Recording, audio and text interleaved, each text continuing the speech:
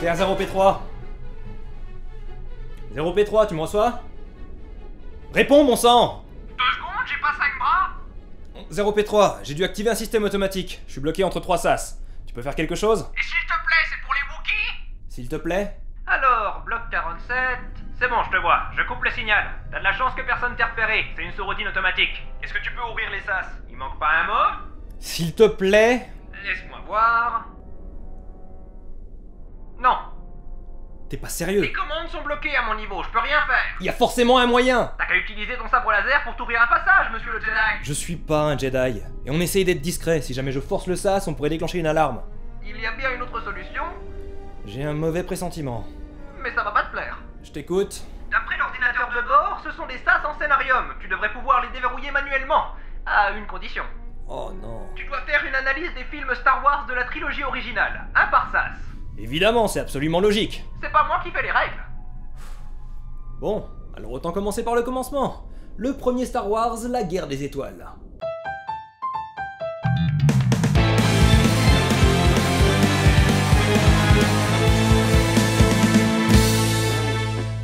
Il y a une bonne raison pour laquelle j'ai besoin de revenir sur Star Wars alors que j'en ai déjà parlé sur la chaîne. Et ce, même s'il y a un effet de saturation avec cette franchise. Ces derniers temps, on peut pas dire qu'il y a un manque d'offres au niveau Star Wars. On en bouffe au petit-déj, au dîner, et ce, jusqu'à avoir envie de vomir. Et moi, au milieu de cette frénésie, je dois avouer être un peu perdu. Si vous me connaissez, vous savez peut-être que la dernière fois que j'ai fait une analyse sur Star Wars, c'était avant 2019. Et que s'est-il passé en 2019? L'infamie, la honte, un déséquilibre dans la force. Star Wars 9, quoi. Et le plus grand accomplissement de ce film, c'est d'être le premier dans l'histoire de ma vie à me faire faire un facepalm au cinéma. J'ai passé un très mauvais moment devant Star Wars 9, pas parce que je l'ai détesté, mais parce qu'il m'a fait honte. J'ai jamais eu de problème avec le fait que Star Wars n'était pas une franchise très intelligente, ça m'a jamais empêché d'être fan. Mais il y a une différence très nette entre ne pas être très intelligent et prendre les gens pour des cons. Et face à la condescendance de ce film, le message que j'en ai tiré, c'est Star Wars, c'est de la merde parfumée à la nostalgie, et vous êtes assez débile pour en bouffer tant qu'on vous en sert. C'est sincèrement le ressenti que j'ai eu devant Star Wars 9. Le problème, c'est que ce ressenti, il a réussi à affecter mon appréciation de tout Star Wars. Parce que si c'est ça la culmination des 3 trilogies, est-ce que ça valait vraiment le coup? Est-ce que la destination a ruiné le voyage? Est-ce que j'ai laissé ma nostalgie me faire croire qu'il y avait plus derrière Star Wars qu'une machine à fric sans âme faite pour drainer nos porte-monnaies sur une musique de John Williams? Au fond, est-ce que Star Wars n'a pas toujours été une franchise qui nous prend pour des cons? Après tout, si c'est ce qu'elle est devenue, c'est pas pour rien. Ce qui m'a dégoûté de Star Wars, je me demande si ce n'était pas là bien avant que je ne sois dégoûté. Alors il n'y a pas 1000 façons de trouver une réponse à cette question. Il va falloir que je revienne sur tous les films pour essayer de comprendre ce qu'ils m'ont apporté,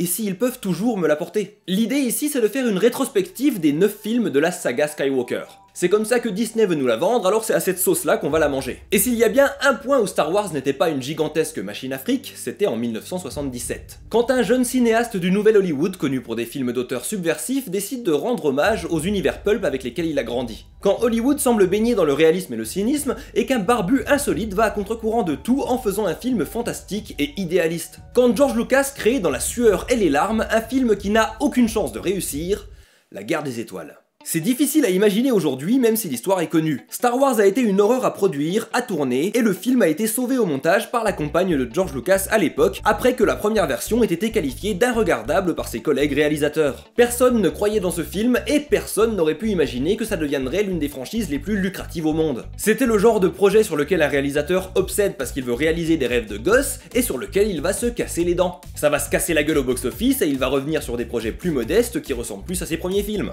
C'est une histoire commune à Hollywood. A l'origine, Star Wars naît d'une volonté d'adapter au cinéma les aventures de Flash Gordon, un héros pulp dont le feuilleton télé a grandement inspiré Lucas. Comme il n'avait pas les droits pour cette adaptation, le jeune George décide de créer une histoire originale dans le même style, le space opera. De la science-fiction grand spectacle plus proche de la fantasy, avec des héros romantiques plus grands que nature. Le tout avec un budget très bas pour les standards de l'époque. À la base, il doit le faire avec 8 millions de dollars, mais finira par dépasser le budget et atteindre 10 millions, ce qui reste très bas. En comparaison, Rencontre du troisième type de Spielberg, sorti la même année, avait un budget de presque 20 millions de dollars. Ce qu'il faut réaliser, c'est que George Lucas voulait faire une série B.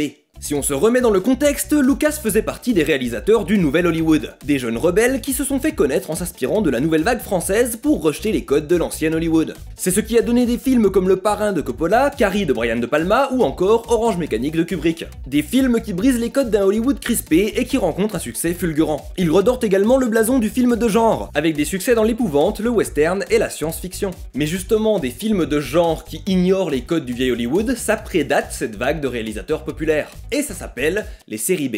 Durant l'âge d'or d'Hollywood, il y a les grands films, les séries A, avec les acteurs les plus populaires, les réalisateurs en vue et des budgets gigantesques, et il y a les séries B, des films de seconde zone. Avec un seul ticket de cinéma, on peut généralement en voir deux différents dans la même soirée, jusqu'en 1948 où cette pratique est interdite. La série B, c'est le paradis du film de genre, western en tête, mais également épouvante et science-fiction, des genres que favoriseront les réalisateurs du nouvel Hollywood, en cherchant à y apporter leur regard cynique et réaliste. Et avec l'apparition de la télé, la série B trouve un nouveau terrain pour ses productions sérialisées et à petit budget. C'est le début du feuilleton télé, et c'est notamment là que naîtra la série Flash Gordon que Lucas voulait adapter. Mais la série B, à partir des années 60, quand le nouvel Hollywood débarque, c'est aussi le monde de l'exploitation. Avec la levée du code Hays, les producteurs de séries B américaines se lancent à fond dans la violence, le sexe et les tabous en général. À l'époque, par exemple, le film Psychose d'Alfred Hitchcock est considéré comme une série B. Un petit budget, de la violence, une jeune femme dévêtue et... oh ciel! Une chasse d'eau. C'est la première fois qu'un film américain montre un personnage tirer une chasse d'eau dans l'histoire du cinéma. Quel tabou! Mais Psychose, c'est également le film le plus rentable de l'année 1960. Et ça crée ce raccourci dans les esprits. Les séries B sont des films chocs, pas chers et qui peuvent rapporter gros. L'horreur prend une grande place dans l'industrie et on est loin des séries B familiales des feuilletons télé. Mais les petits budgets des séries B leur permettaient autre chose, une plus grande liberté. Les producteurs étaient moins regardants tant que le cahier des charges était rempli. En conséquence, les réalisateurs de séries B pouvaient se permettre de faire passer des messages sur la société américaine qui auraient été imaginables dans des films à gros budget. Par exemple, l'invasion des profanateurs de Sépulture par Don Siegel offrait une critique acerbe du macartisme et de la peur rouge qui traversait l'Amérique des années 50. Je pourrais parler des séries B pendant des heures, mais ce qu'il faut retenir, c'est qu'une grande partie des influences du nouvel Hollywood venaient de ce cinéma de seconde zone. Ce qui nous permet de comprendre ce que voulait faire George Lucas. Il voulait déconstruire la série B telle qu'il l'avait connue. C'était une grande passion des réalisateurs du nouvel Hollywood, la déconstruction. Par exemple, Coppola avait déconstruit la figure du gangster en lui offrant un visage humain dans Le Parrain. Pour Lucas, Star Wars était l'occasion de déconstruire la série B de science-fiction. Les décors en carton, les personnages plus grands que nature, les grands méchants en noir, les petits gentils en blanc. Mais plus que ça, il voulait reconstruire l'aspect familial de ce genre qui à l'époque était associé au cinéma d'exploitation. Il avait la volonté de ramener la sensation d'aventure et de magie qu'il ressentait devant des œuvres pulp comme Flash Gordon. La Guerre des Étoiles de son titre original, Les aventures de Luke Starkiller, tiré du journal des Whills, saga 1, La Guerre des Étoiles, était clairement envisagée comme une série B. Et on en revient à ma problématique principale, les séries B sont des machines à fric à la base. Ce sont des films à petit budget pour une raison, être rentables. Elles représentent un modèle économique, surtout à partir des années 60 quand elles se tournent vers l'exploitation. Alors, est-ce que le mercantilisme est inscrit dans l'ADN de Star Wars depuis sa création? Eh bien, je ne pense pas qu'on puisse dire ça de la Guerre des Étoiles. Parce que Lucas a voulu apporter la touche du nouvel Hollywood aux séries B. Et le point le plus important dans ce courant, c'est la vision des auteurs et en particulier du réalisateur. Pour beaucoup de critiques, La Guerre des Étoiles est réalisée de façon fonctionnelle. On dit souvent que les plans sont neutres, qu'ils n'ont pas de personnalité, surtout en comparaison avec ces deux suites qui sont visuellement très riches. Et je ne suis pas d'accord. Je trouve que La Guerre des Étoiles a énormément de personnalité et qu'elle respire plus que tous les autres films l'esprit de son réalisateur. Et ça passe principalement par les influences de Lucas. La plus connue, c'est l'influence d'Akira Kurosawa, et notamment de son film La Forteresse Cachée, que je vous recommande vivement parce que les films de samouraï c'est trop cool, et que Kurosawa est un maître de la mise en scène. Lucas ne s'est pas caché de cette influence, et a notamment cité les personnages des deux paysans comme une inspiration pour C3PO et R2D2. Il en a tiré cette idée d'introduire l'univers non pas avec le héros, mais via des personnages moins importants mais plus attachant. Et ça, c'est typique des réalisateurs du nouvel Hollywood. Comme je l'ai dit, c'est un courant inspiré de la nouvelle vague française, mais également du néoréalisme italien et de l'expressionnisme allemand. Le nouvel Hollywood, c'est quand des réalisateurs américains se sont ouverts au cinéma étranger. Et l'influence japonaise sur Star Wars, elle est inratable. Les Jedi sont des samouraïs, les sabres laser des katanas, même le casque de Dark Vador est un mélange entre un casque de la Wehrmacht et un casque Kabuto. Une autre grande influence étrangère, c'est celle des films britanniques. Au-delà du fait qu'une grande partie de la Guerre des Étoiles a été tournée dans les studios Elstree de Londres, on retrouve des traces de deux films britanniques. Lawrence d'Arabie, dont Lucas emprunte la façon de filmer le désert en longue focale, mais aussi Les Briseurs de barrages, un film de guerre dont les dogfights, les affrontements d'avions, ont servi de source directe, voire de copier-coller, pour les batailles spatiales. On sent une volonté de la part de Lucas d'ancrer son univers fantastique dans un réalisme visuel. En gros, même si le fond est imaginaire, la forme doit rester concrète. Et c'est sans doute l'une des raisons du succès de Star Wars en tant que franchise. Elle offre un univers tangible dans lequel on peut se plonger. Les choix de design reflètent très bien cette volonté de Lucas. Les décors sont futuristes mais usés. Ils donnent l'impression que les habitants de cet univers l'habitent vraiment. Il y a énormément d'influences que George Lucas a insufflées dans ce premier film. Que ce soit Metropolis pour C3PO ou bien 2001 pour les plans de vaisseaux spatiaux, c'est un film d'auteur. Les références qui lui ont donné vie sont le fruit des œuvres qui ont inspiré Lucas. Loin d'être un gigantesque blockbuster, c'est avant tout un film personnel. Une invitation dans l'univers rocambolesque de l'esprit d'un jeune homme passionné de cinéma. Et dans une réalité alternative où les étoiles ne se sont pas alignées, ça n'aura été que ça. Un hommage aux séries B d'un réalisateur indépendant qui serait tombé dans l'oubli. Au mieux, il aurait ressuscité comme film culte des années plus tard lors de séances de minuit, comme énormément de films du genre. Mais les étoiles se sont alignées. Et ce petit film personnel, un peu kitsch, plein de bonnes références mais sans grande prétention, c'est devenu Star Wars. La Guerre des Étoiles a été un succès fulgurant et personne ne l'a vu venir, surtout pas George Lucas qui s'attendait à un échec total. D'ailleurs, la plupart des cinémas n'en voulaient pas, et la Fox a dû les forcer à le commander en l'attachant à un autre film anticipé comme plus populaire, De l'autre côté de minuit. Pour le studio, La Guerre des Étoiles était la piste B, celle que personne n'écoutera qui sert juste à remplir l'album. Lucas ne croit tellement pas au succès du film qu'il refuse un paiement supplémentaire de 500 000 $, et qu'il préfère conserver les droits sur d'éventuelles suites et sur le merchandising. A posteriori, on peut penser qu'il anticipait le succès du film, mais en réalité, il voulait surtout protéger son projet personnel. Il préférait être moins payé, mais garder son bébé. Star Wars n'était pas censé être un succès commercial. Mais Star Wars a été un succès commercial, l'un des plus gros succès de l'histoire du cinéma en réalité. Ce qui peut s'expliquer par plein de facteurs. L'envie de s'échapper dans un monde qui se remet difficilement du crash pétrolier de 73, le besoin d'un symbole culturel pour la génération des baby-boomers, ou simplement le bouche à oreille. Mais le fait est que ce petit hommage aux séries B est devenu l'un des plus gros blockbusters du XXe siècle. Ironie du sort, le succès de La Guerre des Étoiles, mais également des Dents de la Mer de 75, a signé le déclin des séries B. En mettant sur le devant de la scène ce pourquoi les séries B fonctionnaient tout en explosant les records de box-office, ces films ont pris leur place en inondant le marché. Plus la peine d'aller voir des séries B pour ta dose de SF ou d'épouvante, puisque les Dents de la Mer et Star Wars sont au même prix. En rendant hommage à cette industrie de seconde zone tout en profitant des ressources des gros studios, Lucas a participé à enterrer les séries B.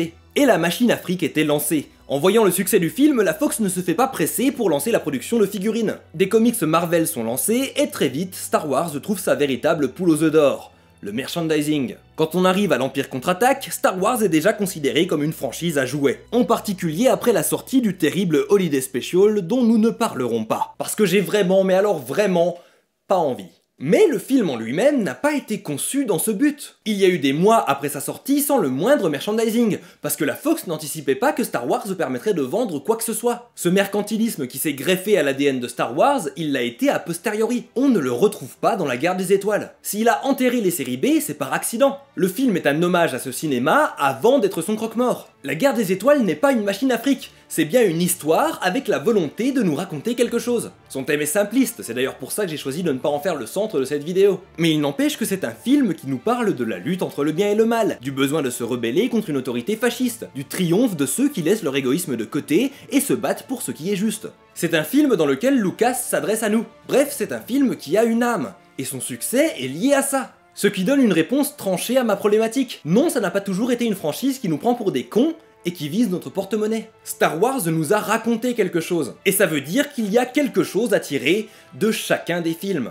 Oui, chacun d'entre eux. Peut-être qu'il y en a dont on peut tirer plus de choses que d'autres, mais ils ont tous quelque chose à nous raconter, au-delà du mercantilisme. Et si ces films nous racontent quelque chose, qu'ils ont un thème propre à chacun ou bien global, ça veut dire qu'on peut commencer à se poser des questions sur leur cohérence. On va pouvoir se demander comment chacun s'inscrit au milieu des autres. On va pouvoir réfléchir à ce qui les fait marcher et à ce qui les fait se ramasser la tronche. Si on s'arrête à l'argument c'est des machines à fric faites pour vendre des jouets, on ne peut pas apporter un regard critique sur leurs qualités et leurs défauts en tant que film. Je ne peux pas juste dire que Star Wars 9 est un film sans âme qui vampirise ma nostalgie si je veux avoir un regard honnête sur pourquoi il a été une telle déception pour moi. Parce que la vérité c'est que si l'histoire est bonne, j'en ai un peu rien à faire que son but caché soit de me faire acheter des répliques de sabre laser. Il y a plus que les enjeux commerciaux derrière cette franchise. Et c'est ce qu'on va essayer de voir dans cette rétrospective. Maintenant qu'on a établi que ces films viennent à la base d'une volonté de raconter une histoire et d'explorer des thèmes, on va pouvoir les analyser. Et même si j'adore la guerre des étoiles, je pense qu'une analyse thématique est plus intéressante si on l'aborde via l'Empire contre-attaque. J'en viens à ma conclusion pour ce premier film.